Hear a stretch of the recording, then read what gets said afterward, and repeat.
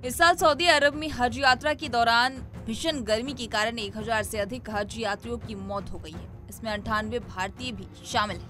हालांकि हज यात्रा के दौरान इतने बड़े पैमाने पर गई लोगों की जान को लेकर सऊदी अरब की व्यवस्था सवालों के घेरे में आ गई है।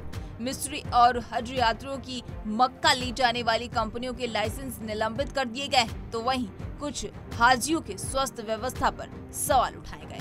दरअसल सऊदी अरब में हज यात्रा के दौरान सैकड़ों लोगों की मौत हुई।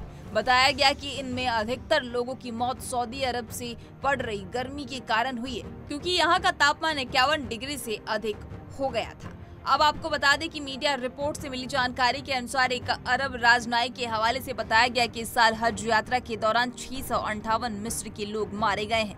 वहीं इंडोनेशिया के मुताबिक उसने 200 से अधिक नागरिकों की जान जाने की बात कही है। साथ ही भारत ने कहा है कि उनके 98 लोगों के मरने की जानकारी है। इसके अलावा Pakistan, Malaysia, Jordan, Iran, Senegal, Sudan और इराक ने भी अपने नागरिकों की मौत की पुष्टि की है। हज यात्रा के दौरान सबसे अधिक नागरिकों की जान जाने के बाद मिस्र सरकार ने बड़ा कदम उठाया है। मिस्र सरकार ने शनिवार को घोषणा की है कि उसने 16 टूर एंड ट्रैवल कंपनियों के लाइसेंस निलंबित कर दिए हैं, जिन्होंने हज यात्राओं के सऊदी अरब की यात्रा की सुविधा प्रदान की थी। उन्होंने कहा कि ये कंपनी हज यात्रियों की चिकित्सा देखभाल जैसी महत्वपूर्ण सेवाएं देने में विफल रही है। वही हज यात्रियों ने CNN को बताया कि सऊदी अरब में भीषण गर्मी के प्रभाव से यात्रियों को बचाने के लिए वहां पर्याप्त चिकित्सा या बुनियादी सुविधाएं नहीं थी। प्रत्यक्षदर्शियों ने बताया कि हज यात्रा के दौरान लोग अचानक बेहोश हो रहे थे।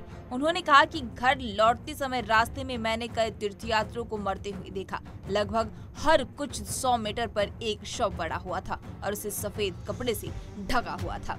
सऊदी अरब के सांख्यिकी महानिदेशालय के अनुसार इस साल हज के दौरान 1.8 मिलियन से अधिक लोग यहां पहुंचे थे। जी हां, हज का मौसम हर साल इस्लामिक कैलेंडर के अनुसार बदलता है और इस साल यह जून में पड़ा था, जो सबसे गर्म महीना में से एक है। AFP की रिपोर्ट के अनुसार मरने वालों में आधे से अधिक लोगों का रजिस्ट्रेशन नहीं था, जिसके कारण उन्हें AC, टेंट और बसों जैसी सुविधाएं नहीं मिल पाई और बढ़ते तापमान ने लोगों के लिए काफी मुश्किलें बढ़ा दी और काफी लोगों की मौत हो गई।